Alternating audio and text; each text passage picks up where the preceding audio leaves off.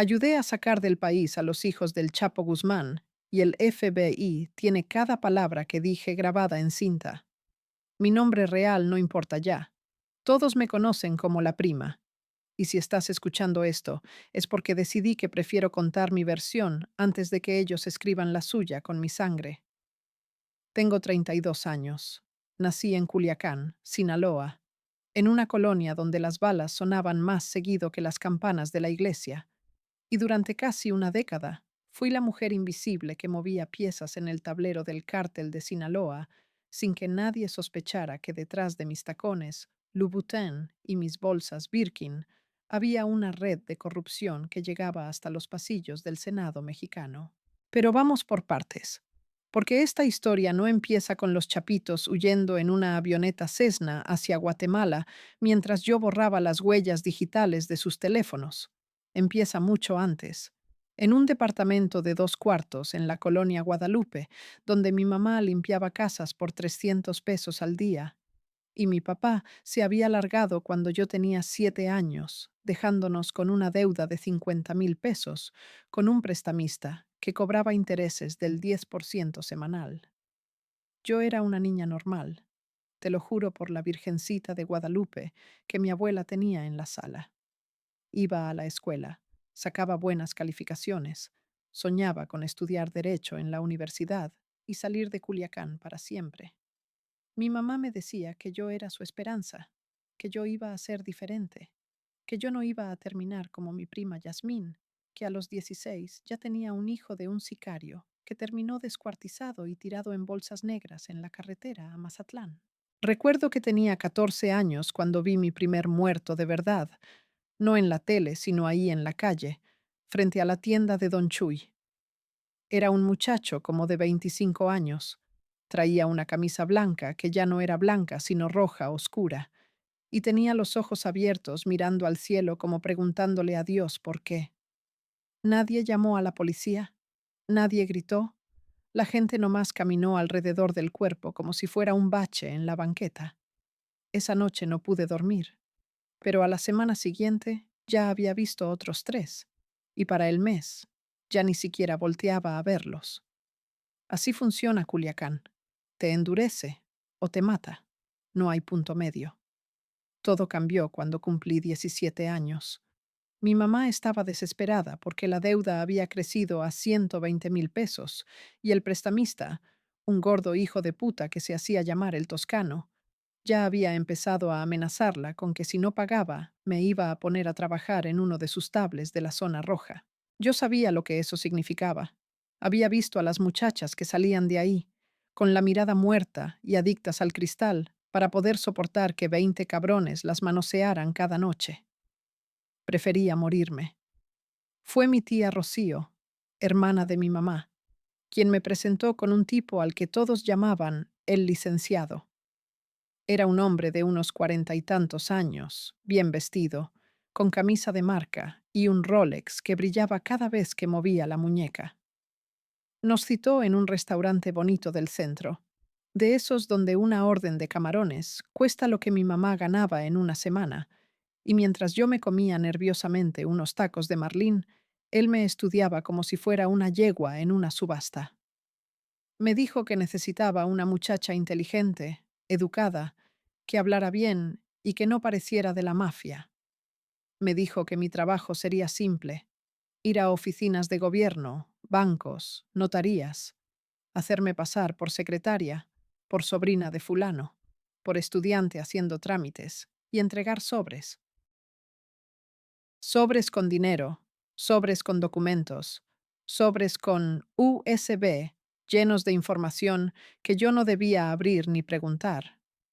Me ofreció 20,000 pesos al mes, el triple de lo que ganaba mi mamá, y me prometió que en 6 meses podría liquidar toda la deuda. Yo era una morra de 17 años que nunca había tenido ni para comprarse unos tenis decentes, y este cabrón me estaba ofreciendo más dinero del que había visto junto en toda mi vida. Le pregunté qué pasaba si me cachaban, y él se rió, se limpió la boca con la servilleta y me dijo algo que nunca se me va a olvidar. Dijo que las muchachas bonitas nunca van presas en México, que los policías no más quieren dinero o un favor, y que si yo era inteligente, nunca me iban a tocar. Empecé a trabajar para el licenciado una semana después. Mi primer encargo fue llevar un sobre Manila a la Secretaría de Finanzas del Estado, entregárselo a un contador de nombre Rigoberto, que trabajaba en el tercer piso. Me puse un vestido formal que mi tía me prestó, me maquillé para verme mayor, y caminé hasta ese edificio gubernamental con las piernas temblándome. Pasé seguridad sin problema. Nadie revisa a una muchacha que parece estudiante. Subí las escaleras porque tenía miedo de que en el elevador me preguntaran algo. Toqué la puerta de la oficina y cuando Rigoberto abrió le dije que venía de parte del licenciado Morales. El tipo ni siquiera pareció sorprendido. Nomás agarró el sobre, lo metió en un cajón de su escritorio y me dijo que le dijera al licenciado que todo estaba listo para el viernes. Así de fácil. Salí de ahí pensando que había sido la cosa más sencilla del mundo y que todos los que hablaban de lo peligroso del narco estaban exagerando. Cobré mis primeros 20,000 pesos en efectivo, billetes de 500 recién salidos del banco, y cuando se los di a mi mamá, ella se puso a llorar. Me preguntó de dónde había sacado ese dinero y yo le mentí. Le dije que me había conseguido un trabajo de secretaria con un abogado muy bueno, que era trabajo honesto y que no se preocupara. Ella me creyó porque quería creerme, porque necesitaba creerme para poder dormir en las noches. Con ese dinero pagamos una parte de la deuda y por primera vez en años mi mamá no tuvo que salir a las 5 de la mañana a limpiar casas. Yo me sentía poderosa, me sentía inteligente, me sentía como si finalmente hubiera encontrado la manera de salir del hoyo. No sabía que acababa de firmar un contrato con el diablo y que no había cláusula de salida. Los siguientes meses fueron una escalada constante. Cada encargo era un poquito más arriesgado que el anterior. Cada sobre contenía más dinero. Cada contacto era más importante. Pasé de entregar sobres en oficinas gubernamentales a llevar maletas llenas de dólares a casas de cambio en la frontera. El licenciado me consiguió pasaporte, acta de nacimiento falsa con otro nombre, identificaciones apócrifas que decían que yo era empleada de empresas fantasma. Me enseñó a hablar diferente, a caminar diferente, a mentir sin titubear. Me decía que yo tenía un don, que no parecía buchona ni parecía rata, que parecía una muchacha de buena familia y que eso valía oro en este negocio. Me subió el sueldo a 40,000 pesos mensuales y luego a 60,000. En menos de un año yo estaba ganando más que un médico y mi mamá ya había pagado toda la deuda con el Toscano. Fue en esa época cuando conocí a mi primer narco de verdad. No a intermediarios ni a abogados, sino a un comandante de la plaza de Culiacán, al que le decían el M. Era un tipo de unos 30 años, chaparro, moreno, con una cicatriz que le cruzaba toda la mejilla izquierda y una mirada que te hacía sentir que te estaba desnudando con los ojos. El licenciado me mandó a entregarle un teléfono satelital a un restaurante de mariscos en la salida a Nabolato. Llegué puntual. Me senté en la mesa que me indicaron y a los 10 minutos llegó el M con 4 guaruras que traían cuernos de chivo debajo de sus chamarras. Se sentó frente a mí, pidió un cóctel de camarón y mientras lo comía me preguntó mi nombre. Le dije que me llamaba Verónica y él sonrió. Me dijo que sabía que ese no era mi nombre real, pero que no importaba, que en este negocio todos usamos nombres falsos hasta que dejamos de necesitarlos. Me preguntó si sabía para quién trabajaba y yo le dije que trabajaba para el licenciado. Se rió. Me dijo que el licenciado trabajaba para él y que él trabajaba para gente mucho más grande. Me preguntó si tenía miedo y yo le dije que no, aunque en realidad estaba cagada del susto. Me dijo que las muchachas bonitas que no tienen miedo duran poco en este negocio porque se confían, pero que las muchachas bonitas que tienen miedo pero lo controlan pueden llegar muy lejos. Me ofreció trabajar directamente para él. Me dijo que me pagaría 100,000 pesos al mes. y que mi único trabajo sería ser su mensajera personal, su enlace con políticos, empresarios y gente del gobierno que no podían ser vistos hablando con él. Le pregunté por qué yo, y me dijo algo que nunca olvidé. Dijo que porque yo tenía cara de no haber roto un plato en mi vida y que esa inocencia era mi mejor arma. Acepté sin pensarlo 2 veces. 100,000 pesos al mes era más dinero del que mi familia había visto en generaciones. Mi mamá dejó de trabajar por completo. Nos mudamos a una casa más grande, en una colonia mejor. Le compré ropa nueva. Le pagué un tratamiento dental que necesitaba desde hacía años. Ella seguía creyendo que yo trabajaba para un abogado importante y yo la dejaba creer eso, porque la verdad la hubiera matado. Empecé a usar ropa de marca, a ir a salones de belleza caros, a comer en restaurantes donde antes solo pasaba por fuera viendo los menús. Me volví adicta a esa sensación de poder, a saber que con una llamada mía podía hacer que un trámite que tardaba 6 meses se resolviera en 2 días, a ver cómo funcionarios que ganaban 30,000 pesos al mes se ponían nerviosos cuando yo llegaba porque sabían que traía órdenes de arriba. Mi trabajo con el M era exactamente lo que me había prometido. Yo era su cara limpia, la muchacha que podía entrar a cualquier lado sin levantar sospechas. Llevaba mensajes a comandantes de la policía estatal, a diputados locales, a directores de bancos.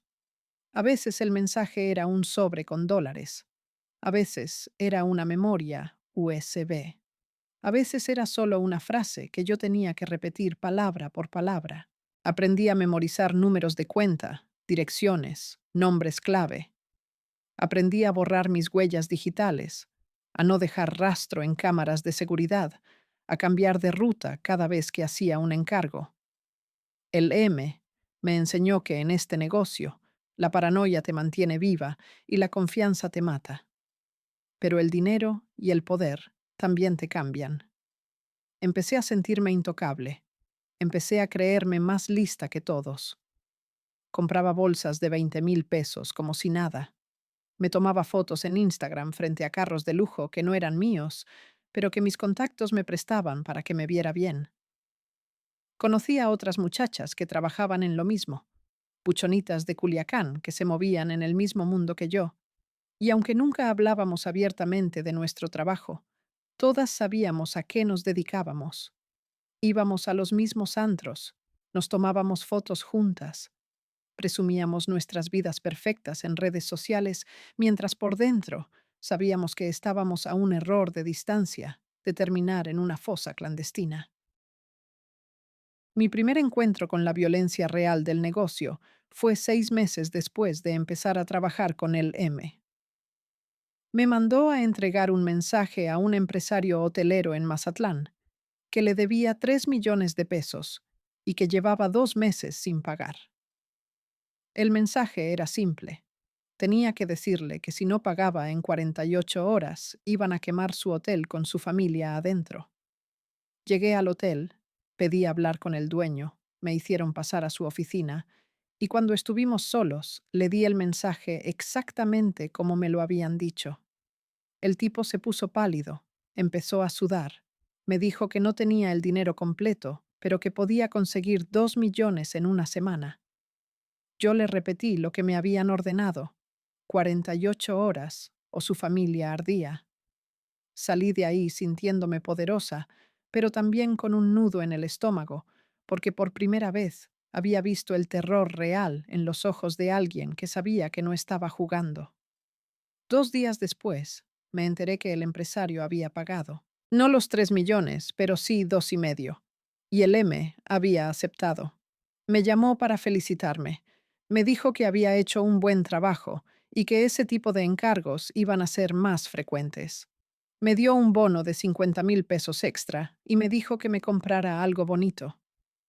Yo me compré un Rolex falso en el mercado negro porque no quería llamar mucho la atención, pero quería sentir que estaba llegando a donde siempre había soñado. Esa noche salí a cenar con unas amigas a un restaurante caro. Pedí langosta y champagne, y mientras brindábamos por la vida, Yo pensaba en ese empresario hotelero, sudando en su oficina, rogando por su familia, y me daba cuenta de que algo dentro de mí había cambiado para siempre. Así pasó un año más. Encargos, dinero, lujo, mentiras.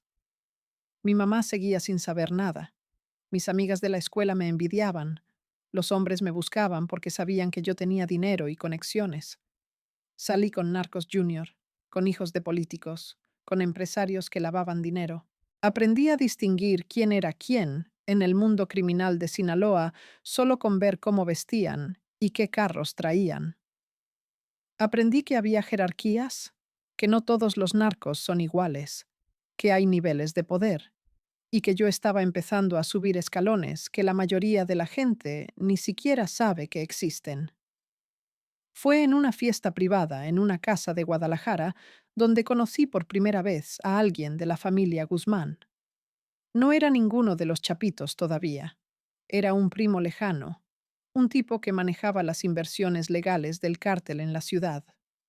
Me presentaron como la prima, el apodo que el M me había puesto, porque decía que yo era como la prima que todos quieren tener, la que se ve bien, habla bien y te resuelve los problemas sin hacer ruido. El tipo me estudió toda la noche. Me hizo preguntas sobre mi trabajo, sobre mis conexiones, sobre qué tan discreta era. Una semana después, el M me llamó para decirme que me iban a subir de nivel, que ya no iba a trabajar solo para él, sino que iba a empezar a hacer encargos para la estructura más alta del cártel. Me duplicó el sueldo a 200,000 pesos mensuales y me consiguió un departamento en una zona residencial de Culiacán, donde solo vivían doctores y empresarios. Tenía 22 años y estaba ganando más que un director de hospital. Mi mamá pensaba que me había ido tan bien en mi trabajo de secretaria que me habían ascendido a gerente. Le compré un carro nuevo, le remodeló toda la casa, le puse sirvienta. Ella estaba feliz y yo estaba jodida por dentro, porque sabía que cada peso que le daba estaba manchado de sangre, pero no podía parar, porque ya no sabía hacer otra cosa, y porque había probado el poder, y esa mierda es más adictiva que cualquier droga. Me había convertido exactamente en lo que prometí nunca ser, en lo que mi mamá rogaba que no fuera. Pero ya era tarde para arrepentimientos, porque en este negocio no hay regresos.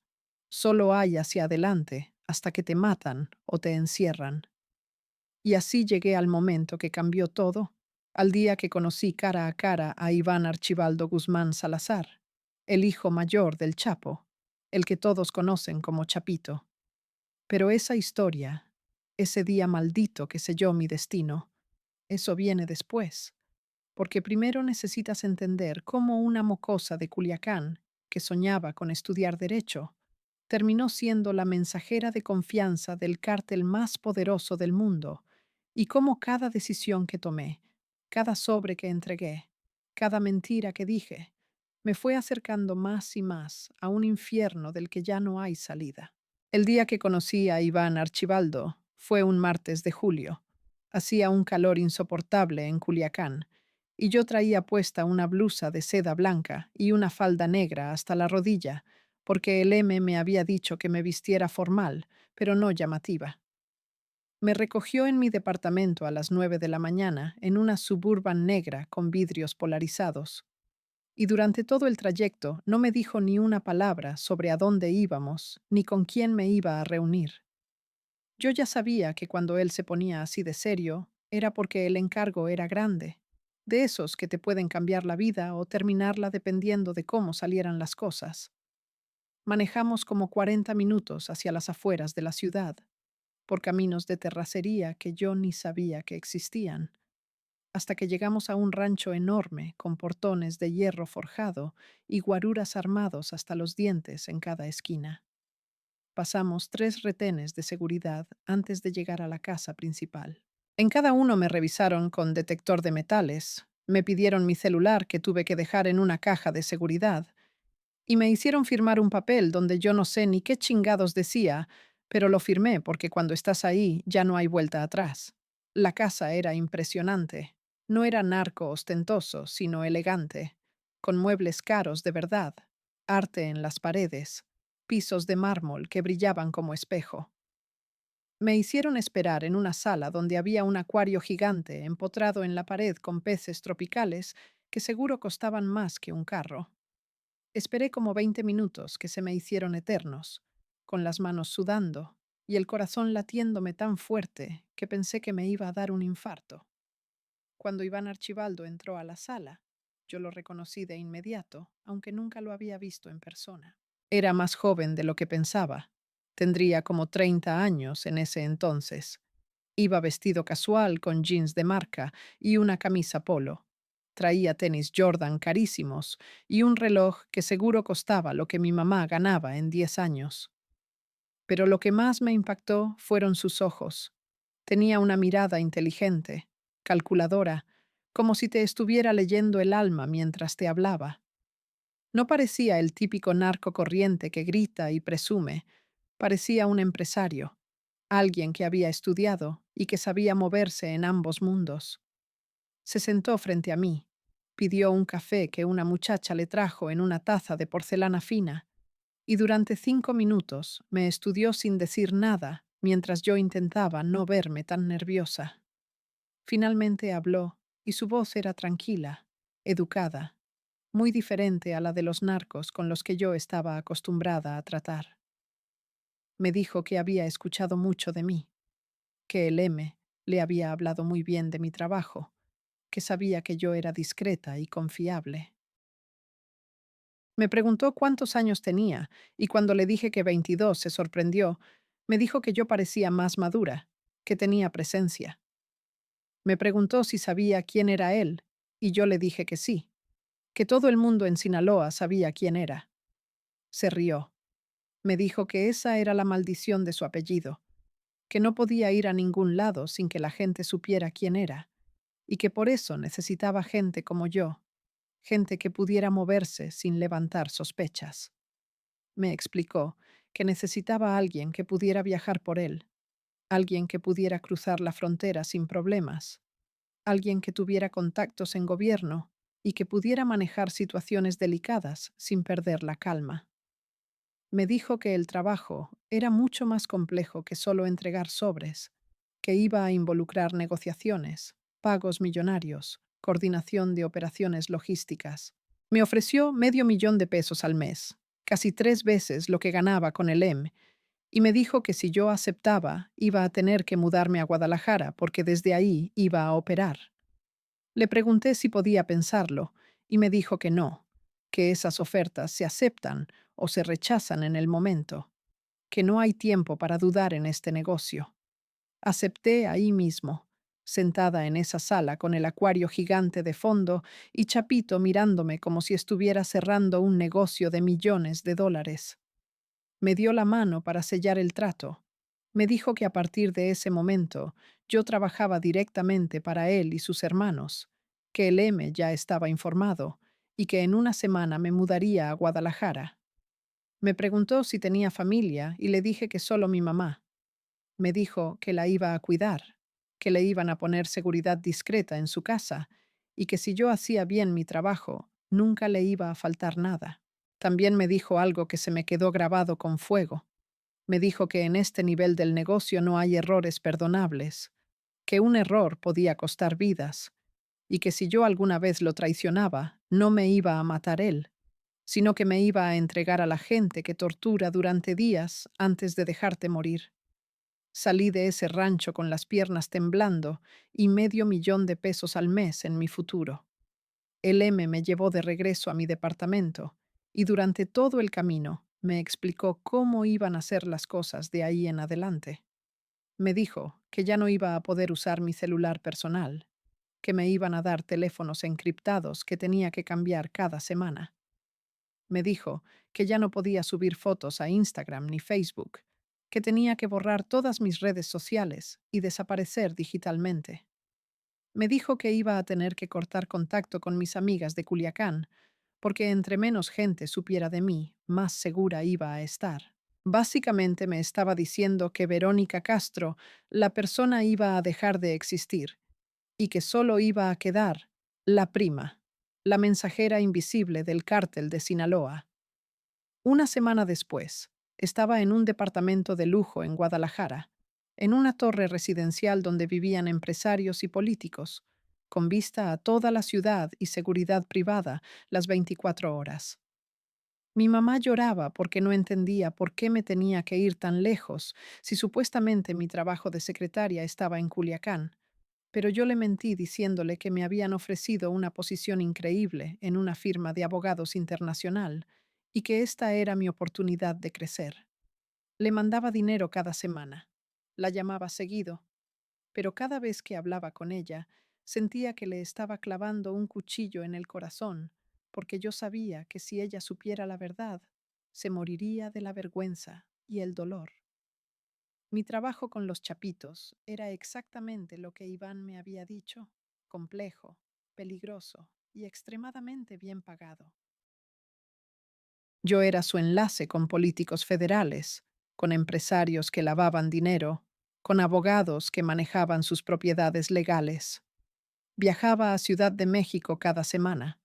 Me reunía con diputados en restaurantes caros, con senadores en hoteles de 5 estrellas, con directores de empresas en sus oficinas privadas.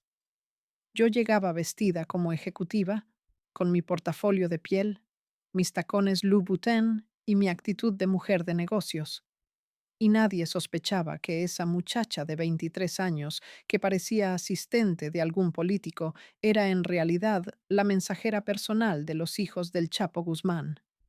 Entregaba maletas con millones de dólares en efectivo, coordinaba transferencias bancarias internacionales, pagaba sobornos que iban desde 50,000 hasta 2 millones de dólares, dependiendo de quién fuera el funcionario y qué tan importante era el favor. Aprendí que en México todo tiene precio, absolutamente todo. Un juez que te archive una orden de aprehensión cuesta $500,000. Un comandante de la Policía Federal que te avise cuando van a hacer un operativo cuesta $200,000 mensuales. Un diputado que bloquee una iniciativa de ley que afecta al cártel cuesta $1,000,000 más una casa en Miami a nombre de su esposa. Y yo era la que hacía esos pagos, la que cerraba esos tratos, la que mantenía engrasada toda esa maquinaria de corrupción. Conocía gente que sale en la televisión, políticos que dan discursos sobre combate al crimen organizado, mientras tienen en su cuenta bancaria millones de dólares del cártel. Vi senadores cenando con los chapitos en reservados de restaurantes exclusivos, planeando estrategias para bloquear reformas antilavado. Vi empresarios supuestamente legítimos que manejaban cadenas de tiendas y hoteles pidiendo permiso a Iván para abrir sucursales en ciertas plazas, porque sabían que sin la bendición del cártel, sus negocios no iban a durar ni 6 meses. Vi la podredumbre desde adentro y me di cuenta de que el narco no es una organización criminal separada del gobierno. El narco es parte del gobierno. Están tan entrelazados que es imposible distinguir dónde termina uno y empieza el otro. Pero también vi el lado oscuro que no sale en las noticias. Vi a Iván ordenar la ejecución de un distribuidor que le había robado 200 kilos de coca como si estuviera ordenando una pizza. Vi a su hermano Alfredo, al que le dicen el Alfredillo, torturar personalmente a un tipo que había violado a la hija de un comandante aliado del cártel. Y cuando digo torturar, no hablo de unos golpes, hablo de arrancarle los dedos con pinzas, de quemarle la cara con un soplete, de hacerlo sufrir durante horas mientras el tipo suplicaba que lo mataran. Yo estaba ahí, porque me habían mandado a entregar un pago al comandante, y terminé presenciando esa pesadilla en un almacén en las afueras de Tlajomulco. Esa noche vomité todo lo que tenía en el estómago y no pude dormir durante una semana. Pero tampoco pude decir nada porque en este negocio o aguantas o te vas, y irte significa terminar muerta. Me volví experta en lavar dinero. Los chapitos tenían decenas de empresas fantasma, restaurantes, concesionarios de autos, desarrollos inmobiliarios, hasta una cadena de gimnasios. Yo coordinaba las facturas falsas, las compraventas simuladas, las transferencias que hacían que dinero sucio pareciera ganancia legítima. Trabajaba con contadores que cobraban fortunas por hacer magia con los números, con notarios públicos que autentificaban documentos falsos, con banqueros que abrían cuentas offshore en las Islas Caimán y Panamá. Movíamos millones de dólares cada mes y todo parecía legal en el papel. Todo tenía sus recibos, sus contratos, sus declaraciones ante Hacienda. También me convertí en su conexión con el mundo legal cuando las cosas se ponían feas. Cuando capturaron a un operador importante del cártel en Sonora, yo fui la que contrató al mejor equipo de abogados penalistas del país, la que pagó los $2 millones de honorarios en efectivo, la que coordinó la estrategia legal con los abogados y con el juez que ya estaba comprado. El tipo salió libre en 3 meses, con un amparo que cualquier estudiante de derecho te diría que era imposible de conseguir. Pero cuando tienes dinero ilimitado y cero escrúpulos, no hay nada imposible en el sistema de justicia mexicano. Viví esa vida durante casi 3 años. 3 años de mentiras, de lujo, de poder, de sangre. Me compré un Mercedes-Benz que dejaba estacionado en el sótano de mi edificio, porque no quería llamar la atención. Tenía closets llenos de ropa de diseñador, joyas que costaban más que una casa, bolsas Hermès que coleccionaba como si fueran trofeos. Viajaba en primera clase, me hospedaba en hoteles de lujo, comía en los mejores restaurantes. Por fuera parecía una mujer exitosa, una empresaria joven que la había hecho en el mundo de los negocios. Por dentro estaba muerta, anestesiada, sobreviviendo día a día con la constante paranoia de que en cualquier momento todo se iba a derrumbar. Porque eso es lo que nadie te dice del narco cuando estás empezando, que el dinero y el poder vienen con un precio que no se paga en efectivo, sino en pedazos de tu alma, que cada día vives con miedo de que te traicionen, de que te levanten, de que el FBI esté construyendo un caso en tu contra, que no puedes confiar en nadie, ni siquiera en la gente que trabaja contigo, porque en este negocio las lealtades cambian según quien pague más, que duermes con un arma debajo de la almohada y cada vez que suena el timbre de tu casa, tu primer pensamiento es si vienen a matarte o a arrestarte. Yo sabía que esto no podía durar para siempre, que eventualmente algo iba a salir mal, pero estaba tan metida en ese mundo que ya no veía salida. Había cruzado tantas líneas, había hecho tantas cosas, sabía tantos secretos que si intentaba salirme me iban a matar sin pensarlo 2 veces. Estaba atrapada en una cárcel de lujo, con $500,000 al mes de sueldo, pero sin libertad, sin paz, sin futuro. Y lo peor de todo es que una parte de mí seguía disfrutándolo, seguía sintiendo esa adrenalina cada vez que cerraba un trato importante, cada vez que burlaba a las autoridades, cada vez que me salía con la mía. Fue en esa época cuando empecé a tener contacto directo con Ovidio, el tercer hijo del Chapo, el más joven de los Chapitos. Ovidio era diferente a sus hermanos, más impulsivo, más violento, menos calculador. Mientras Iván era el cerebro que pensaba a largo plazo y Alfredo era el músculo que ejecutaba las órdenes, Ovidio era el que tomaba decisiones emocionales que a veces ponían en riesgo todo, pero también era carismático, tenía ese encanto peligroso que te hace bajar la guardia. Me empezó a llamar directamente para ciertos encargos, especialmente los que involucraban pagos urgentes o situaciones que necesitaban resolverse rápido. Recuerdo una vez que me llamó a las 3 de la mañana. Yo estaba dormida en mi departamento de Guadalajara y me despertó el teléfono encriptado vibrando en mi buró. Me dijo que necesitaba que fuera a Culiacán de inmediato, que uno de sus distribuidores había sido detenido con 500 kilos de coca en un retén de la Policía Federal y que necesitaban sacarlo antes de que lo trasladaran a un penal federal. Me mandó una camioneta que me recogió en mi edificio a las 4 de la mañana. Manejamos 4 horas hasta Culiacán. Llegué a una casa de seguridad donde estaba Ovidio con su gente y me dio una maleta con $3 millones en efectivo para que se la entregara al comandante de la Policía Federal que había hecho la detención. Fui a la comandancia. Pedí hablar con el comandante usando el nombre clave que Ovidio me había dado. Me hicieron pasar a su oficina privada y ahí cerré el trato. El comandante ni siquiera contó el dinero, nomás abrió la maleta, vio los fajos de billetes y me dijo que el detenido iba a ser liberado esa misma tarde por falta de pruebas. Me preguntó si venía de parte de los muchachos y yo le dije que sí. Me dijo que les dijera que él siempre estaba disponible para trabajar, que nomás lo llamaran.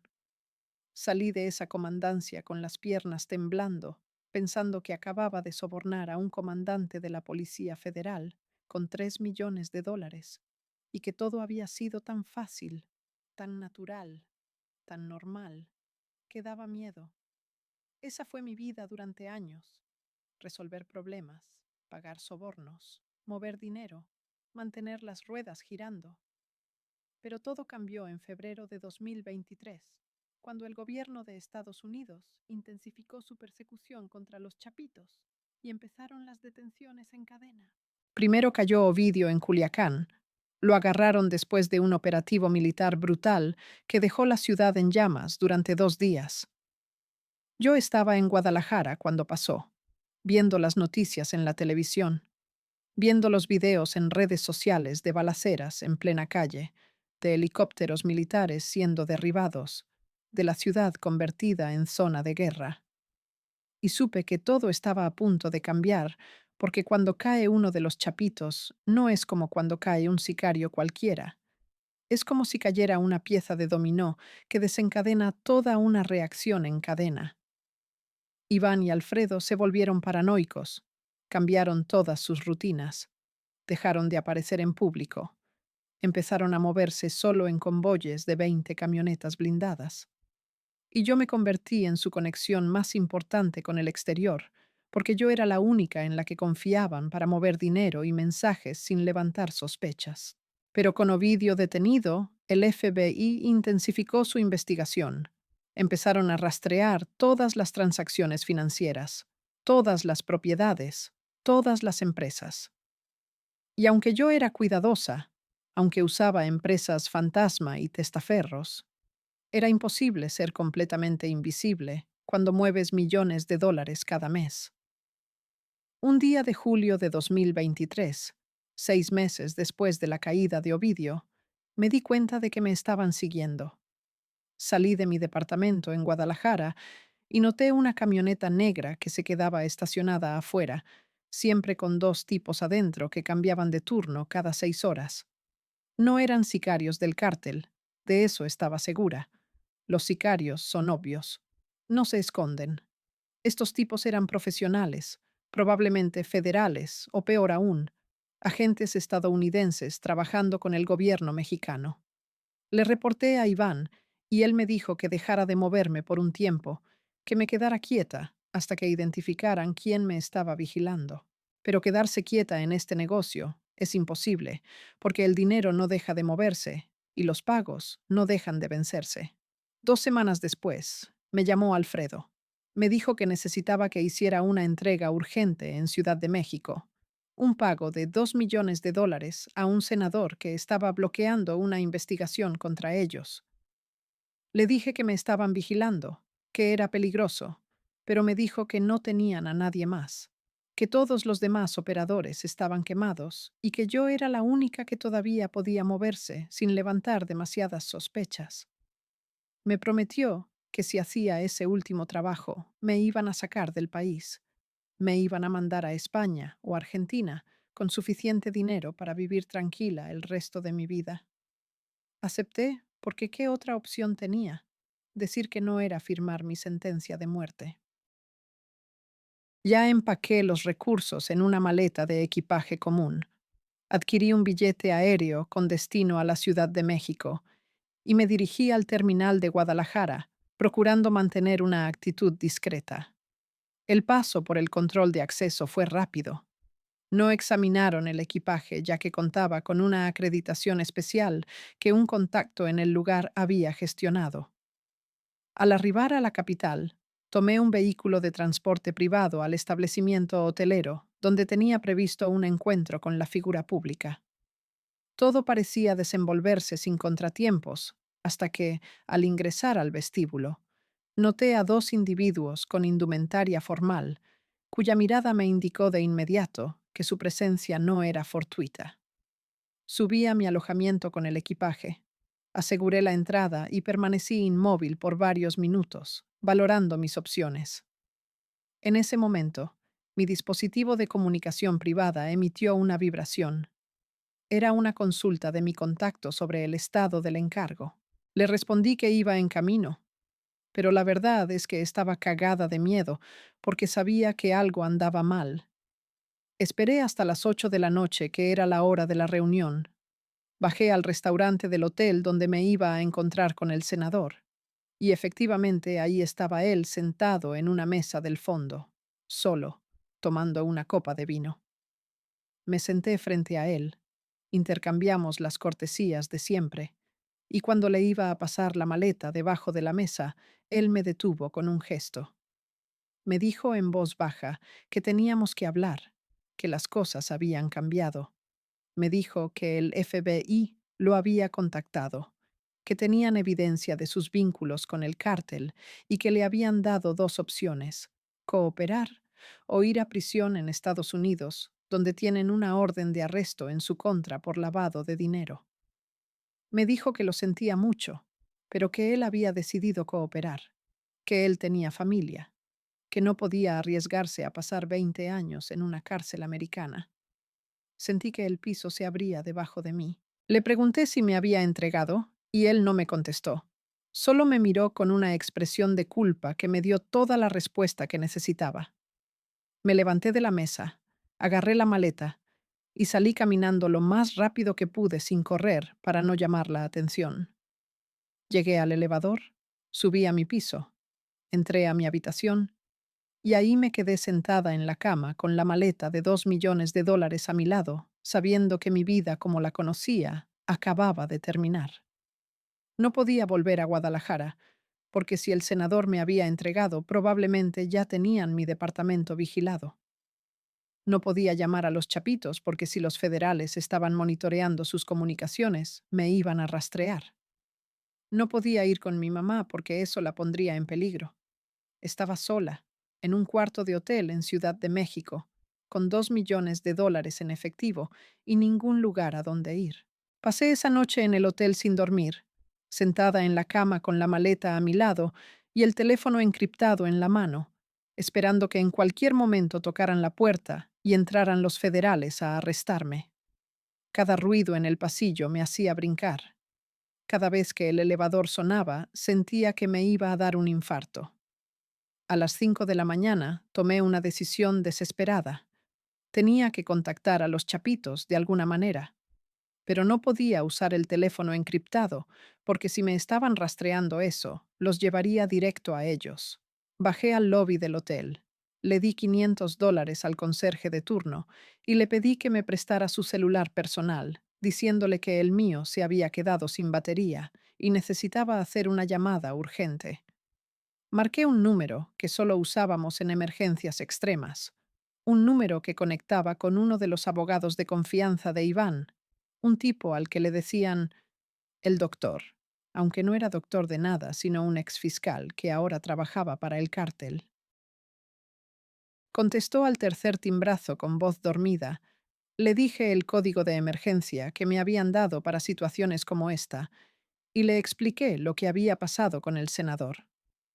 Se quedó callado durante unos segundos que se me hicieron eternos, y luego me dijo que no me moviera del hotel, que no hiciera ninguna llamada más, que alguien iba a ir por mí en menos de 2 horas. Volví a mi habitación, empaqué todo en mi maleta junto con el dinero, y me quedé esperando viendo por la ventana el amanecer sobre Ciudad de México, pensando que probablemente esta era la última vez que iba a ver un amanecer como mujer libre. A las 7 de la mañana sonó mi teléfono del cuarto. Era la recepción diciéndome que un chofer me estaba esperando abajo. Bajé con mi maleta, salí del hotel, y ahí estaba una camioneta oscura con un tipo que me hizo señas para que subiera. No lo conocía, pero dijo el nombre correcto, la contraseña correcta. Así que subí, rogándole a Dios que no fuera una trampa. Manejamos durante 3 horas, sin que el tipo me dijera ni una palabra, tomando carreteras secundarias, cambiando de ruta constantemente como si estuviera checando que no nos siguieran.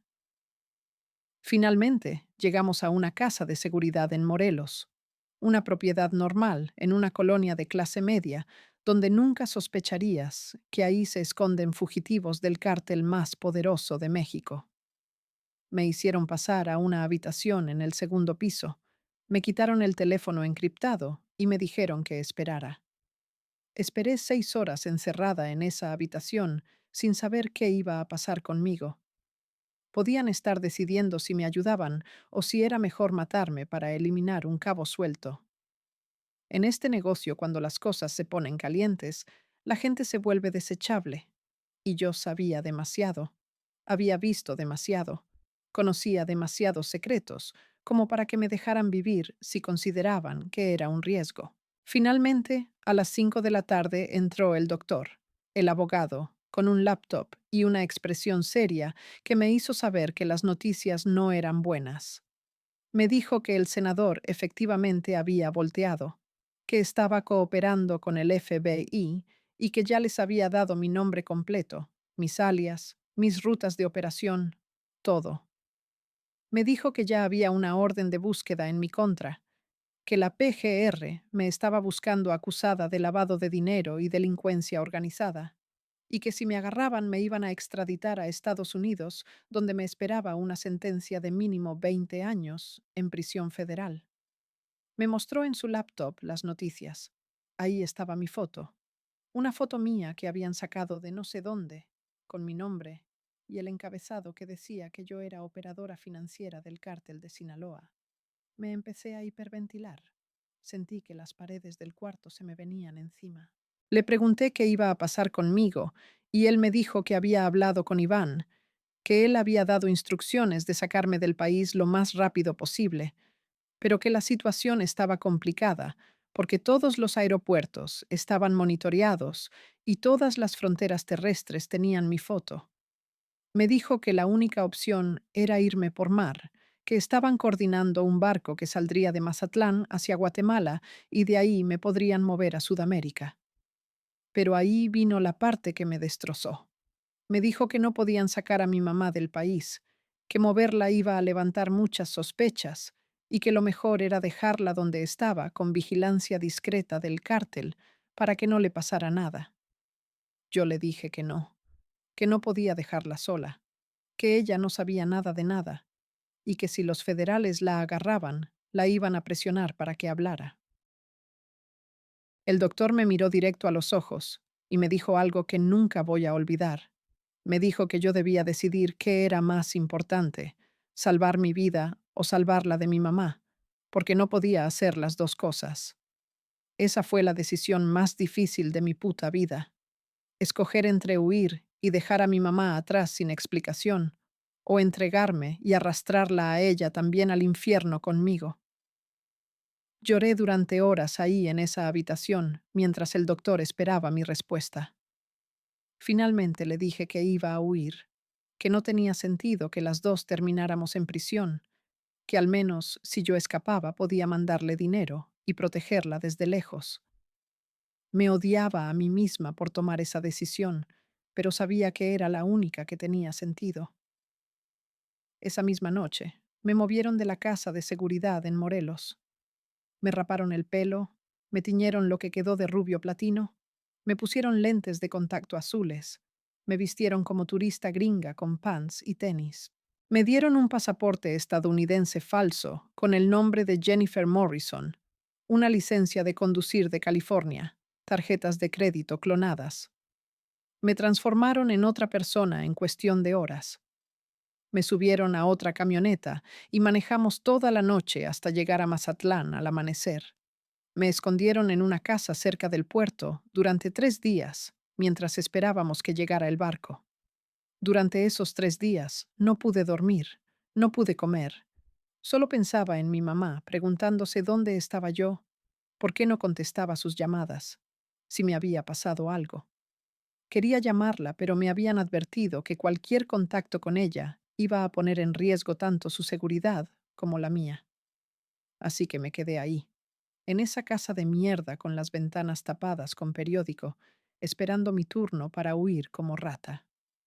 El tercer día llegó el momento. Me llevaron al puerto a las 11 de la noche. Me subieron a un barco pesquero que oficialmente iba a Guatemala a comprar camarón, pero en realidad era una ruta que el cártel usaba para mover gente y mercancía. Yo iba escondida en un compartimiento debajo de la cubierta junto con otras 3 personas que también estaban huyendo. No sé de qué ni me importaba. Todos íbamos en el mismo barco, literal y metafóricamente. El viaje duró 2 días. 2 días de mareo constante, de calor insoportable, de estar hacinada en un espacio que olía a pescado podrido y gasolina. Llegamos a Puerto Barrios, en Guatemala, una madrugada de agosto. Me bajaron del barco, me subieron a un carro y me llevaron a un hotel de mala muerte en la ciudad donde me dijeron que esperara nuevas instrucciones. Pasé una semana en ese hotel sin salir de la habitación, comiendo lo que me llevaban, viendo televisión en español, tratando de encontrar noticias sobre mi caso, pero sin encontrar nada, porque en Guatemala a nadie le importa lo que pasa en México. Finalmente llegó un tipo que dijo venir de parte de Iván. Me trajo dinero, $50,000 en efectivo, documentos nuevos y un mensaje. El mensaje era que Iván cumplía su promesa, que me estaba protegiendo, que podía quedarme en Guatemala o moverme a Argentina, donde tenían contactos que me podían dar una identidad nueva y un trabajo en uno de sus negocios legítimos. Pero también me dijo algo más. Me dijo que la situación en México se había puesto peor, que el FBI había intensificado su operación contra los chapitos y que en cualquier momento los iban a detener. Le pregunté por mi mamá y el tipo me dio un teléfono desechable. Me dijo que podía hacer una llamada rápida, pero que tenía que ser cuidadosa con lo que decía.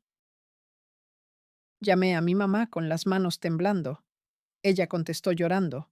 Me preguntó dónde estaba, por qué me había ido sin decirle nada, si estaba bien. Le dije que estaba bien, que había tenido que salir del país por trabajo urgente, que no podía darle detalles, pero que la amaba y que le iba a seguir mandando dinero. Ella no me creyó. Supe por su voz que sabía que algo andaba muy mal, pero no me presionó.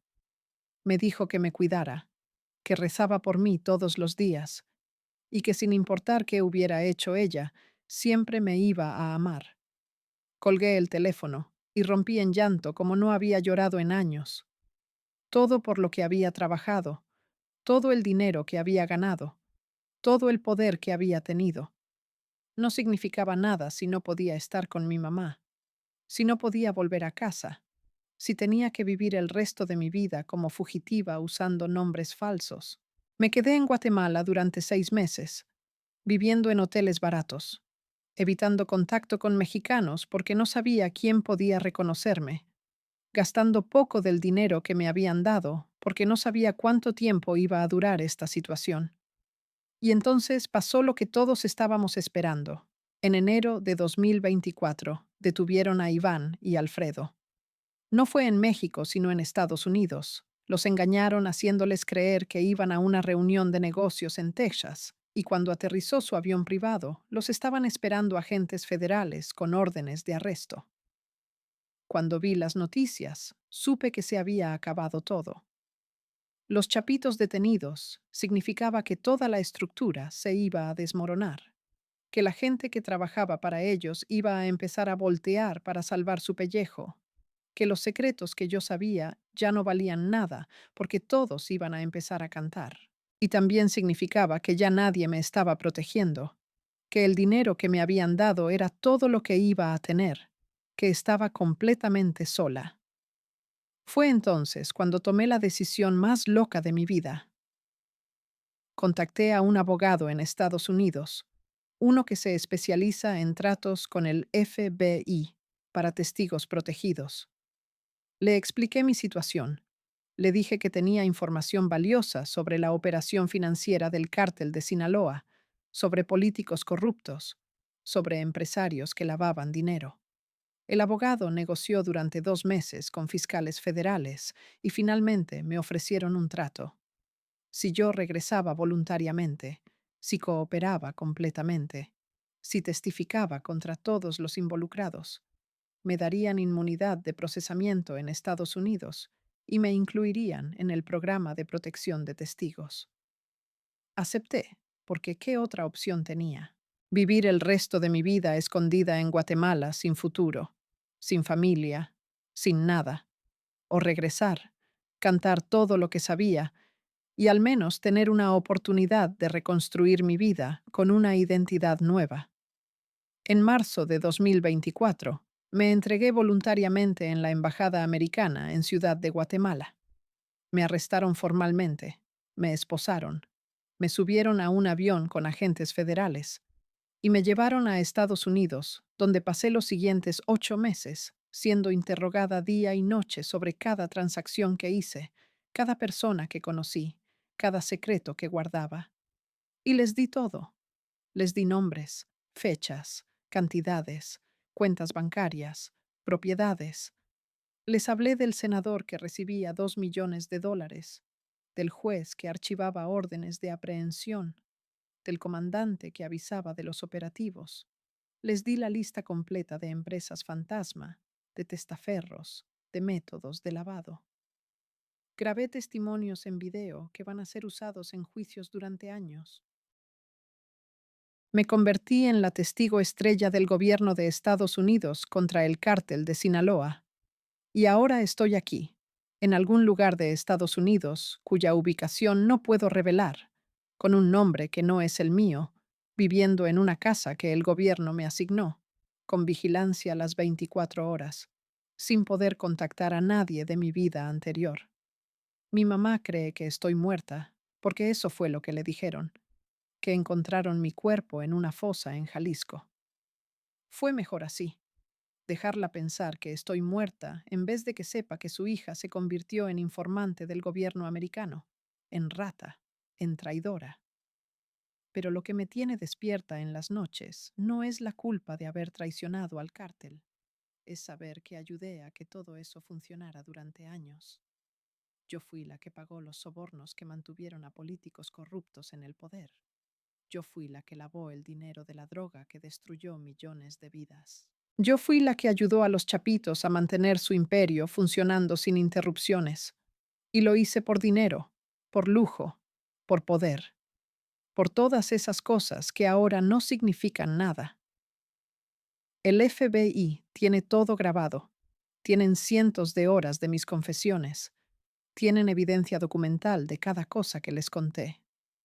Y cuando empiecen los juicios, yo voy a tener que subir a ese estrado y contar todo frente a jueces, frente a jurados, frente a periodistas que van a escribir sobre mí como si fuera un monstruo. Y tal vez lo soy, tal vez siempre lo fui, y solo necesitaba la oportunidad y el dinero para demostrarlo. Tengo 32 años. Vivo con nombre falso en un país que no es el mío, sin familia, sin amigos, sin pasado. Los siguientes 20 años de mi vida los voy a pasar testificando en juicios, viviendo con miedo de que alguien del cártel me encuentre y me mate por rata. Esta es mi realidad ahora. Este es el precio de haber ayudado a los chapitos, de haber sido la prima, de haber creído que podía jugar en las grandes ligas sin consecuencias. Y si estás escuchando esto pensando que el narco es glamoroso, que el dinero fácil vale la pena, déjame decirte que no sabes nada.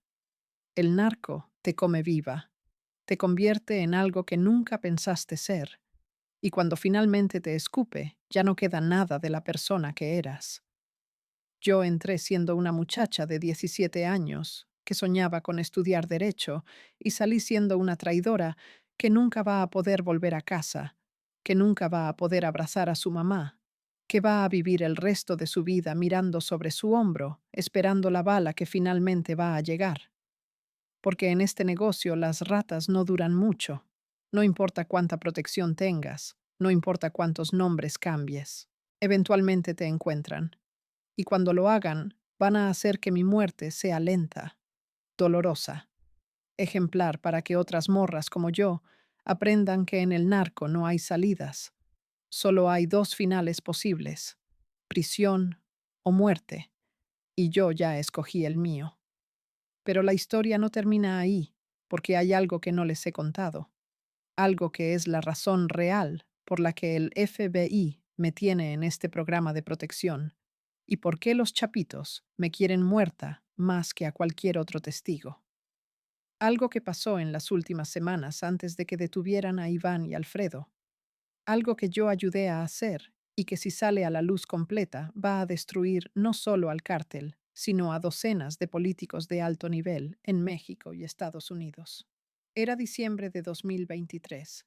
Yo todavía estaba escondida en Guatemala, pero mantenía contacto esporádico con la organización a través de mensajeros. Un día llegó uno de esos mensajeros con un encargo urgente de Iván. Me dijo que la situación se había puesto crítica, que el cerco se estaba cerrando, que sabían que Estados Unidos estaba preparando una operación grande para detenerlos y que necesitaban un plan de escape. Me dijo que Iván quería que yo coordinara toda la logística para sacar a él y a Alfredo del país en caso de emergencia, que confiaba en mí porque yo conocía todas las rutas, todos los contactos, y porque hasta ese momento yo no había dado ninguna señal de que fuera a traicionarlos. Me mandaron $500,000 en efectivo para que empezara a coordinar todo. Durante 2 meses trabajé desde Guatemala armando una red de escape que involucraba casas de seguridad en 5 estados de México, documentos falsos para cruzar fronteras, aviones privados listos para despegar en cualquier momento, y sobornos pagados por adelantado a funcionarios fronterizos en Guatemala, Belice y Honduras. Era el plan de escape más elaborado que había coordinado en mi vida, cada detalle pensado, cada contingencia cubierta. El plan era así. Si las cosas se ponían calientes, los chapitos iban a moverse inmediatamente a una casa de seguridad en Guadalajara que yo había rentado bajo un nombre falso. De ahí los trasladaríamos en ambulancias privadas, disfrazados de pacientes enfermos, hasta un aeródromo clandestino en Michoacán, donde los esperaría un Cessna Citation, con plan de vuelo registrado hacia Centroamérica para supuesto transporte médico. El avión en realidad los llevaría a una pista clandestina en la selva de Guatemala, donde los esperarían camionetas que los moverían a una finca en la montaña, propiedad de un exmilitar guatemalteco que trabajaba para el cártel. Desde Guatemala, el plan era mantenerlos escondidos durante 6 meses, mientras preparábamos identidades completamente nuevas y pasaportes diplomáticos falsos de un país africano que tenía tratados de no extradición con Estados Unidos. Con esos pasaportes, podrían volar legalmente a Rusia o a algún país del Medio Oriente donde Estados Unidos no pudiera tocarlos. Era un plan que costó más de $5 millones en total y que involucraba sobornos a más de 50 personas diferentes en toda la cadena, y funcionó, parcialmente. En enero de 2024, cuando el FBI intentó la primera operación para agarrar a los chapitos en Culiacán, ellos ya habían activado el plan de escape. Se movieron a la casa de seguridad en Guadalajara. Yo coordiné todo desde Guatemala usando teléfonos desechables y mensajeros. Las ambulancias los recogieron sin problema. Llegaron al aeródromo en Michoacán. Abordaron el avión. Pero aquí es donde todo se jodió, porque yo ya había tomado la decisión de voltear y había contactado al abogado en Estados Unidos 2 semanas antes. Cuando les di toda la información al FBI sobre el plan de escape, cuando les di las coordenadas exactas de la pista clandestina en Guatemala, cuando les di los nombres de todos los involucrados, el FBI coordinó con autoridades guatemaltecas para tenderles una trampa. Pero los chapitos son más listos de lo que todos pensaban. En el último minuto cambiaron de ruta. No aterrizaron en la pista de Guatemala, sino que volaron directo a Honduras, donde tenían un plan B que yo no conocía. Se quedaron escondidos en Honduras durante 2 semanas y el FBI los perdió el rastro. Fue mi culpa.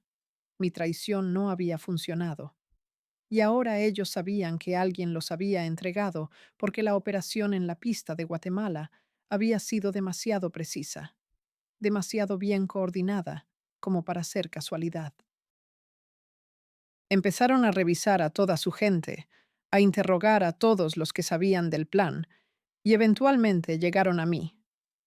Me llegó un mensaje a través de un contacto en Guatemala. Era de Iván. Decía textualmente: ya sabemos que fuiste tú, prima. Pensé que eras más lista. Ahora vas a pagar.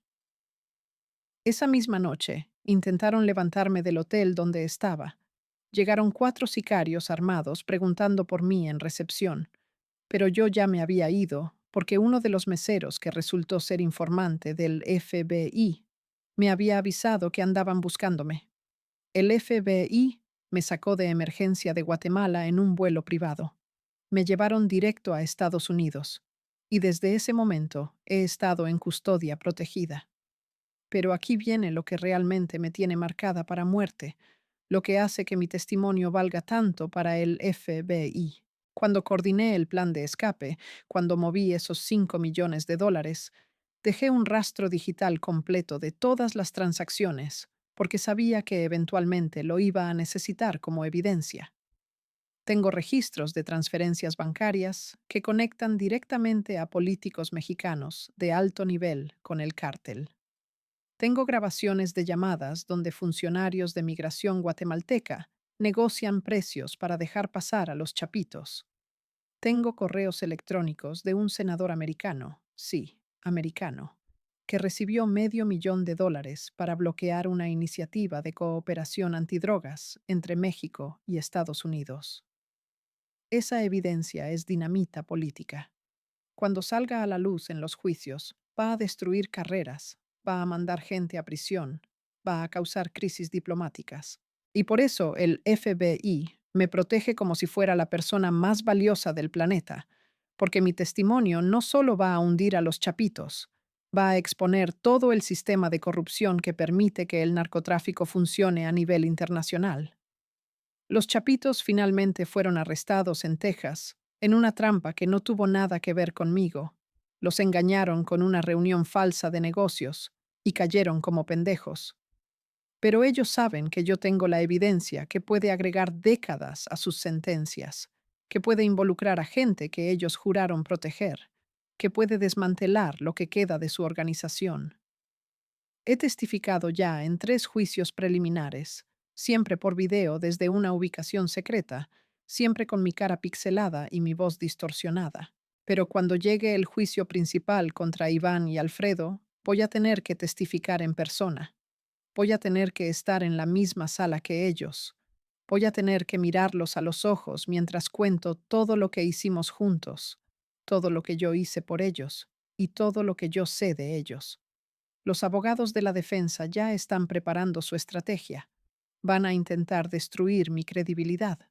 Van a sacar cada error que cometí, cada mentira que dije.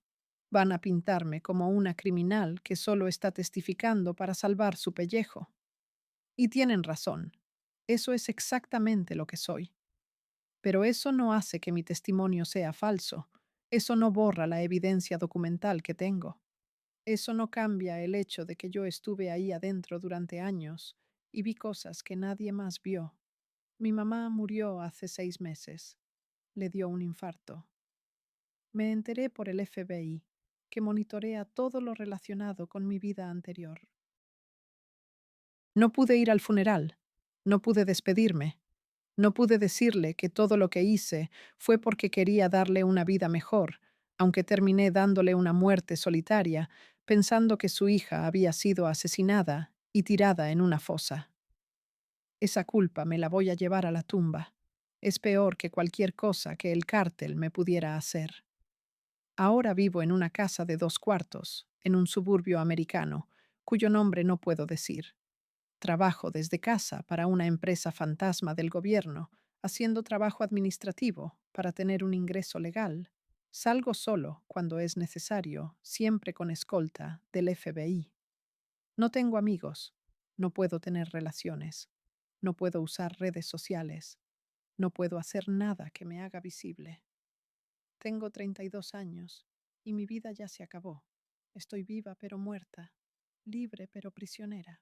El FBI calcula que los juicios van a durar mínimo 5 años, 5 años más de testificar, de revivir todo, de ver mi cara en las noticias, de recibir amenazas de muerte que llegan por todos los medios imaginables. Después de eso, si sobrevivo, me van a dar una identidad nueva final, me van a reubicar quién sabe dónde, y se supone que voy a empezar una vida nueva como si los últimos 15 años no hubieran existido. Pero yo sé la verdad. Sé que no hay vida nueva posible después de lo que hice. El cártel tiene memoria larga, tiene recursos infinitos, tiene gente en todas partes. Tarde o temprano van a encontrarme. No importa cuántas veces cambie de nombre o de ciudad. Y cuando lo hagan me van a hacer un ejemplo, van a torturarme durante días, van a grabar todo y van a mandar el video a todos los que trabajaron para ellos como advertencia de lo que pasa cuando traicionas. Por eso estoy grabando esto. Por eso estoy contando mi historia completa mientras todavía puedo. Porque quiero que quede registro de mi versión antes de que ellos escriban la suya con mi sangre. Quiero que la gente sepa que el narco no es lo que ven en las películas. No es glamoroso ni romántico. Es un infierno que te destruye pedazo por pedazo, que te convierte en algo irreconocible, que te quita todo lo que amas y te deja vacía. Entré a este mundo siendo una muchacha de 17 años que solo quería salvar a su mamá de una deuda, y salgo siendo una traidora de 32 años, que no salvó nada, que perdió todo, que destruyó su vida y la de su mamá por dinero que ahora no vale nada. Si pudiera regresar el tiempo, no sé si haría las cosas diferente, porque en ese momento esas decisiones tenían sentido, ese camino parecía la única salida. Pero ahora sé que no hay salidas en el narco, que todas las puertas llevan al mismo lugar, a la muerte, o a la prisión, o a esto que es peor que las dos, vivir como fantasma en un país extraño esperando el día que todo se acabe. Y se va a acabar pronto, lo presiento. He sobrevivido más tiempo del que debería, he tenido más suerte de la que merezco. Pero la suerte se acaba, siempre se acaba. Así que este es mi testimonio, esta es mi confesión, esta es la verdad de Verónica Castro, la prima, la mujer que ayudó a los chapitos a escapar del país, la mujer que el FBU tiene grabada confesando todo, la mujer que traicionó al cártel más poderoso del mundo y ahora vive cada día sabiendo que es el último. Si estás pensando en entrar a este mundo, si crees que puedes ser más lista que los demás, si piensas que a ti no te va a pasar, déjame decirte que yo pensaba exactamente lo mismo. Y mírame ahora, 32 años, sola, muerta en vida, esperando que llegue mi final porque ya no tengo nada por qué vivir. El dinero se fue, el poder se fue, mi familia se fue, mi identidad se fue. Solo quedo yo, un cascarón vacío con nombre falso contando los días que me quedan. Y cuando me encuentren, cuando finalmente me alcancen, solo espero que sea rápido, que no me torturen durante días como hicieron con otros, que solo me pongan una bala en la cabeza y terminen con esto de una vez. Porque esta no es vida, esto es solo una agonía prolongada, un castigo que me merezco por todo lo que hice, por toda la sangre en la que tuve las manos, aunque nunca jalé un gatillo. Ayudé a los chapitos a escapar, y el FBI me tiene grabada. Pero lo que nadie sabe es que yo también me estoy muriendo, poco a poco, día a día, en esta prisión sin rejas que ellos llaman protección de testigos. Esta es mi condena, esto es mi infierno, y lo voy a vivir hasta el día que llegue mi ejecución. Porque en el narco todos terminamos ejecutados, de una forma u otra, Todos pagamos el precio de haber jugado en un juego donde nunca debimos entrar. Esta es mi historia. Esta es mi verdad. Esto es lo que nadie te cuenta cuando ves las camionetas lujosas y las joyas y el dinero. Detrás de todo eso hay muerte, destrucción, traición y un vacío que nunca se llena sin importar cuánto dinero tengas. Yo lo viví, yo lo perdí todo, y ahora solo espero el final que sé que viene, porque en este negocio no hay finales felices, solo hay diferentes tipos de muerte. Y la mía ya está escrita, solo falta que llegue el día de leerla. Lo que no te he dicho es que hay algo peor que esperar la muerte, y es vivir sabiendo que tu traición no solo te destruyó a ti, sino que desató una guerra que ha dejado miles de muertos. Porque cuando yo entregué a los chapitos, cuando di toda esa información al FBI, no solo afecté al cártel de Sinaloa, desestabilicé todo el balance de poder en México y desencadené una ola de violencia que todavía está matando gente inocente todos los días. Después de que cayeron Iván y Alfredo, el cártel de Sinaloa se fragmentó. Los que quedaron al mando empezaron a pelear entre ellos por el control. Las plazas que antes estaban bajo su dominio fueron invadidas por el CJNG, por el cártel del Golfo, por grupos más pequeños que vieron la oportunidad de expandirse. Culiacán se volvió una zona de guerra peor que cuando capturaron a Ovidio. Guadalajara, Tijuana, Ciudad Juárez. Todas las ciudades donde el cártel operaba explotaron en violencia. Y yo sé que parte de esa sangre está en mis manos. Cada vez que veo las noticias y leo sobre familias masacradas en Sinaloa, sobre estudiantes desaparecidos, sobre fosas clandestinas con cientos de cuerpos, sé que mi traición contribuyó a ese caos. El FBI me dice que no es mi culpa, que yo solo estaba cooperando con la justicia, que los criminales son responsables de sus propios crímenes. Pero yo sé la verdad. Yo sé que cuando juegas con fuego a este nivel, las consecuencias se miden en vidas humanas. Hay noches en que no puedo dormir pensando en la familia del senador que yo entregué. Él está en prisión cumpliendo 20 años, pero su esposa se suicidó 6 meses después de su arresto. Sus hijos quedaron huérfanos de madre y con un padre en la cárcel. ¿Él era corrupto? Sí. ¿Merecía ir a prisión? Probablemente. ¿Pero su esposa merecía matarse por la vergüenza? ¿Sus hijos merecían crecer con ese estigma? No lo sé. Ya no sé qué es justicia y qué es solo venganza disfrazada de legalidad.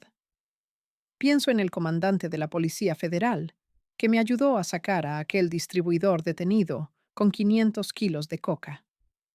Lo mataron 3 meses después de que yo testifiqué sobre él. Lo agarraron afuera de su casa, frente a sus hijos.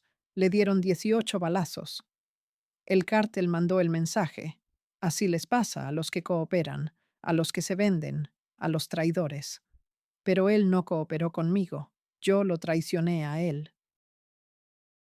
Él pensaba que estaba seguro, que sus secretos morirían conmigo, y yo los expuse todos para salvar mi pellejo. El FBI me tiene en terapia psicológica 2 veces por semana.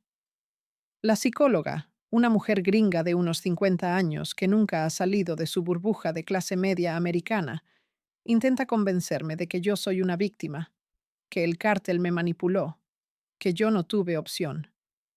Le he explicado 1000 veces que no, que yo sí tuve opciones, que en cada punto del camino pude haber dicho no, y no lo hice porque me gustaba el dinero, me gustaba el poder, me gustaba sentirme importante. Pero ella insiste en infantilizarme, en quitarme agencia sobre mis propias decisiones, como si eso fuera a hacer que duerma mejor en las noches. Lo que ella no entiende es que la culpa que siento no es por haber trabajado para el cártel, es por haber traicionado. Suena retorcido, pero es la verdad. En el mundo donde yo viví, donde yo operé durante años, hay un código. Puedes matar, puedes robar, puedes hacer lo que sea, pero no traicionas. Los traidores son lo más bajo, peor que violadores, peor que asesinos de niños. Y yo me convertí exactamente en eso. en una rata que vendió a su gente para salvar su vida. ¿Los chapitos eran buenos? No. ¿Merecen estar en prisión? Probablemente sí. Pero yo tenía derecho moral de entregarlos después de todo lo que hicieron por mí. Esa es la pregunta que me tortura. Ellos me salvaron de la pobreza, me dieron oportunidades que nunca hubiera tenido, me protegieron cuando otros me querían muerta, y yo los entregué en el momento en que sentí que mi vida estaba en peligro. ¿Eso me hace inteligente o me hace una cobarde sin honor? La realidad es que ambas cosas pueden ser verdad al mismo tiempo. Puedo haber hecho lo correcto legalmente y lo incorrecto moralmente. Puedo haber salvado mi vida y destruido mi alma.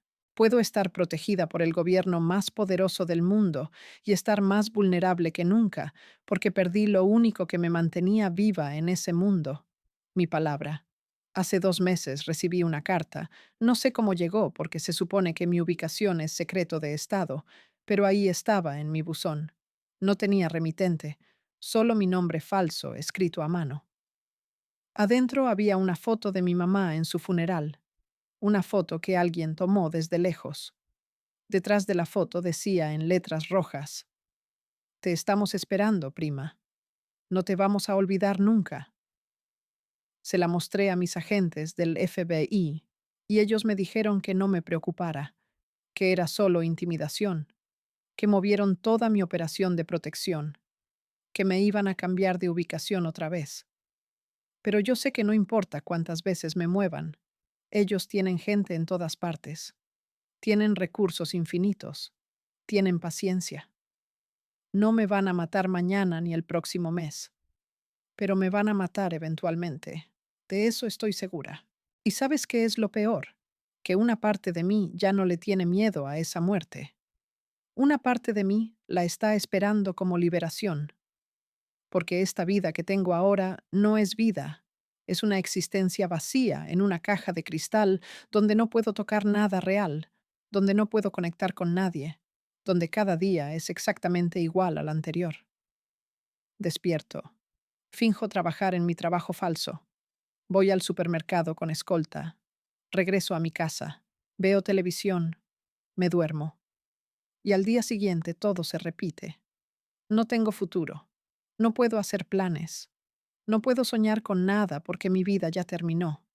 Solo estoy esperando los juicios, esperando que me usen como testigo una y otra vez. Y después, esperando la muerte que sé que va a llegar. Y cuando llegue, honestamente, va a ser un alivio. Los siguientes meses van a ser los más difíciles. El juicio principal contra Iván y Alfredo empieza en mayo de este año. Voy a tener que volar a Nueva York.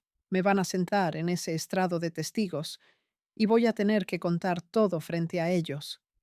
Voy a tener que mirar a Iván a los ojos, ese hombre que me dio oportunidades cuando nadie más lo hizo, y voy a tener que destruirlo con mi testimonio. Voy a tener que describir cada crimen, cada pago ilegal, cada asesinato que presencié. Sus abogados me van a destrozar en el contrainterrogatorio. Van a sacar cada mentira que dije, cada crimen que cometí. Van a intentar pintarme como una criminal sin credibilidad. Y tienen razón, eso es lo que soy.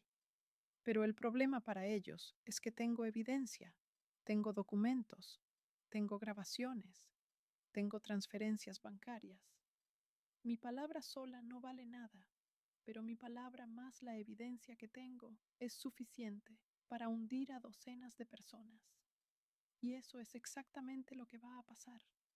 Después de mi testimonio van a caer políticos, empresarios, policías, jueces. Va a ser un escándalo que va a sacudir a México y probablemente también a Estados Unidos cuando salga lo del senador americano. Los medios van a tener material para años. Los académicos van a escribir libros sobre este caso. Los periodistas van a hacer podcasts y documentales. Y en el centro de todo voy a estar yo, la prima, la mujer que lo sabía todo.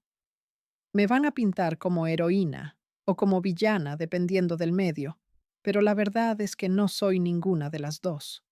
Soy simplemente una mujer que tomó malas decisiones, que se dejó seducir por el dinero y el poder, y que cuando las cosas se pusieron feas, escogió salvarse a sí misma sin importar el costo. Esa es la verdad completa, sin filtros, sin justificaciones. Ayudé a los chapitos a escapar del país. El FBI me tiene grabada confesando todo. Y ahora estoy esperando mi final sabiendo que ya no hay redención posible para mí. No en esta vida. Si hay algo después de la muerte, si hay un Dios que juzga nuestras acciones, yo sé exactamente a dónde voy. Y honestamente, el infierno no puede ser peor que esto. Esta vida en suspenso, esta muerte en vida, esta existencia sin propósito, esperando un final que no llega. Esta es mi confesión final, completa, sin reservas. Cuando me maten, cuando finalmente me encuentren y ejecuten mi sentencia, al menos quedará este testimonio de quien realmente fui. No la villana que van a pintar en las noticias, no la heroína que el FBI quiere presentar, sino simplemente Verónica Castro, la prima, una mujer que jugó con fuego y se quemó, que traicionó a todos, incluyéndose a sí misma, y que ahora paga el precio más alto que existe, vivir sin vivir realmente, existir sin existencia real, respirar sin estar viva. Esto es todo lo que tengo que decir. El FBI tiene todo grabado. Tienen cientos de horas de mis confesiones, pero esto es lo que realmente importa, la verdad humana detrás de todos esos documentos legales. Fui una muchacha pobre que quiso más, que lo consiguió, y que perdió todo en el proceso, incluyendo su alma. Esa es mi historia. Ese es mi legado. Eso es lo único que va a quedar cuando todo termine. Y va a terminar pronto. De eso estoy segura. Tarde o temprano me van a encontrar. Y cuando lo hagan espero que al menos sea rápido. Eso es lo único que le pido a Dios o al universo o a quien sea que esté escuchando, que cuando llegue mi hora sea rápida. Porque ya sufrí suficiente, ya pagué suficiente, ya no me queda nada más que dar, excepto esta última confesión. Esta es la historia de la prima, la mujer invisible que movía millones para el cártel más poderoso del mundo, la mujer que ayudó a los chapitos a escapar, la mujer que el FBI tiene grabada, la mujer que traicionó a todos y ahora espera su ejecución. Esta es mi verdad, completa e irredimible. Y ahora que la has escuchado, espero que entiendas que el narco no es lo que ves en las películas. Es mucho peor, y no tiene finales felices. Solo tiene diferentes formas de morir. Lo que me mantiene despierta cada noche no es solo el miedo a morir, sino los recuerdos específicos que no puedo borrar de mi mente, por más que lo intente. Hay uno en particular que me persigue, una escena que presencié hace 2 años y que nunca le conté completa al FBI porque involucra a gente que técnicamente no está bajo investigación, pero que debería estarlo. Era agosto de 2022. Me habían mandado a una reunión secreta en una casa de Cuernavaca. No me dijeron de qué se trataba, solo que Iván iba a estar ahí y que necesitaba que yo tomara notas de ciertos acuerdos financieros que se iban a discutir. Llegué en la tarde. La casa era espectacular. Una mansión con alberca infinita y vista a toda la ciudad. Había como 20 personas, no todos narcos. Había empresarios legítimos, 2 gobernadores de estados que no voy a nombrar aquí porque todavía están en el poder, y un general del ejército mexicano que supuestamente estaba luchando contra el narcotráfico. La reunión duró 4 horas. Discutieron territorios, rutas, pagos, protección. Pero lo que más me impactó fue escuchar a ese general, un hombre que sale en televisión dando discursos patrióticos sobre la lucha contra el crimen organizado, negociando cuánto le iban a pagar mensualmente para que sus tropas no operaran en ciertas zonas. Pedía $1 millón al mes, más bonos por operativos falsos que él iba a montar para quedar bien con sus superiores. Operativos donde iban a decomisar droga que en realidad el cártel ya había decidido sacrificar, donde iban a arrestar a sicarios de bajo nivel que de todas formas ya estaban quemados. Yo tomé notas de todo. Coordiné los pagos que se acordaron esa noche, más de 10 millones de dólares repartidos entre todos los presentes. Y lo hice con manos temblorosas, porque me di cuenta ese día de que esto no era solo un cártel operando al margen del gobierno, esto era el gobierno mismo operando como cártel. No había separación, no había dos bandos, era todo el mismo sistema corrupto, donde unos se disfrazaban de autoridades y otros de criminales, pero al final todos estaban trabajando juntos. Esa información nunca llegó completa a mi testimonio oficial, porque el FBI me dijo que no podían procesar a funcionarios mexicanos de tan alto nivel sin causar un incidente diplomático internacional. Me pidieron que me enfocara solo en los chapitos y en los americanos involucrados. Básicamente me dijeron que olvidara lo que vi, que algunas verdades son demasiado grandes para ser contadas. Y ahí entendí algo fundamental.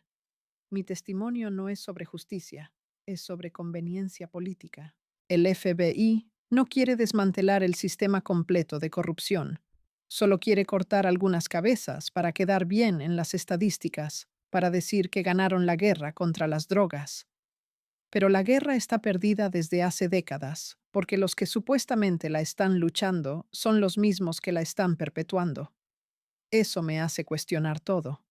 Si mi traición no va a cambiar nada fundamental, si solo va a poner a unos cuantos narcos en prisión, mientras el sistema sigue funcionando exactamente igual con otros nombres, entonces, ¿para qué lo hice? ¿Realmente salvé mi vida o solo la prolongué unos años antes del inevitable final? La respuesta honesta es que no lo sé. Hay días en que me despierto y pienso que hice lo correcto, que al menos estoy viva, que al menos algunos criminales van a pagar por sus crímenes. Pero hay otros días, la mayoría, en que me despierto y pienso que hubiera sido mejor morir con honor que vivir como rata sin dignidad. Porque eso es lo que soy ahora, una rata. No importa cómo lo quiera disfrazar el FBI, no importa que me digan testigo protegido o cooperadora, en el mundo del que vengo solo hay una palabra para lo que hice: traición. Y las ratas no merecen respeto, no merecen piedad, solo merecen exterminio. Los chapitos lo saben, por eso la cacería no va a terminar nunca. No me buscan por venganza personal, me buscan para mandar un mensaje a cualquier otro que esté pensando en cooperar con el gobierno. Me buscan para demostrar que no importa cuánta protección tengas, no importa dónde te escondan, eventualmente te van a encontrar y te van a hacer pagar. Y tienen razón. La historia del narcotráfico está llena de testigos protegidos que terminaron muertos. Algunos duraron años, algunos solo meses, pero todos terminaron igual. Porque el gobierno puede protegerte de sicarios, puede darte identidad nueva, puede moverte de ciudad, pero no puede protegerte de ti misma, de tus errores, de un momento de descuido. Yo sé que mi error va a llegar. Va a ser algo simple. Voy a ir al supermercado sin escolta. Voy a contestar un número desconocido. Voy a confiar en la persona equivocada. Y en ese momento, todo va a terminar. Rápido si tengo suerte. Lento si quieren mandar un mensaje más fuerte. Por eso estoy dejando esta confesión completa. Porque cuando me encuentren, cuando la noticia salga de que la testigo estrella contra los chapitos apareció muerta en circunstancias misteriosas, quiero que exista mi versión de los hechos. No la que van a inventar los medios, no la que va a decir el FBI, no la que van a contar los narcocorridos, sino la verdad completa de una mujer que vivió dentro del sistema, que lo conoció desde adentro, y que ahora está pagando el precio de haberlo traicionado. Esta es mi historia final. Verónica Castro, la prima, 32 años, viviendo con nombre falso en algún lugar de Estados Unidos, esperando el día que todo termine. No tengo ilusiones de sobrevivir esto, no tengo esperanzas de vida nueva o redención, Solo tengo esta confesión, estas palabras, esta verdad que estoy dejando como único legado, porque al final, eso es lo único que nos queda a todos, la verdad de nuestras vidas, las decisiones que tomamos, el precio que pagamos. Y mi verdad es esta. Fui cómplice del mal, me beneficié del sufrimiento ajeno, traicioné a todos los que confiaron en mí, y ahora estoy viviendo una muerte lenta, esperando la final. No busco perdón, no lo merezco, no busco comprensión, no la espero. Solo busco dejar constancia de que existí, de que viví esta pesadilla, de que pagué mi precio. Y cuando finalmente llegue mi final, al menos quedará esta historia completa, sin editar, sin censura, la verdad absoluta de la prima. Esta es mi confesión, esta es mi sentencia, este es mi epitafio.